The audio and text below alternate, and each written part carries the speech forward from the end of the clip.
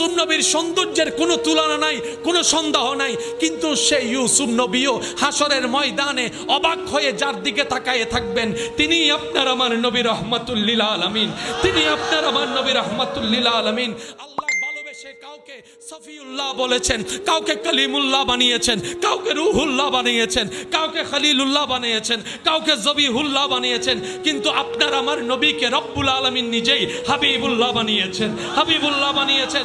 ইয়া রাসূলুল্লাহ, এই গোলাম, এই আদম, এই উম্মত আমরা হাহাকার করি, শুনি শুধু আপনার নাম, দেখার কখনো সৌভাগ্য হয় না। ইয়া রাসূলুল্লাহ, আপনাকে তো সাহাবায়ে কেরাম দেখেছে, আবু বকর সিদ্দিক দেখেছে, ফারুক আজম দেখেছে, ওসমান গনি দেখেছে, মাওলা আলী দেখেছে, ইমাম হাসান আপনাকে দেখেছে, ইমাম হুসাইন আপনাকে দেখেছে, আপনার প্রেমিক আশেকরা আপনাকে স্বপ্নে দেখেছে।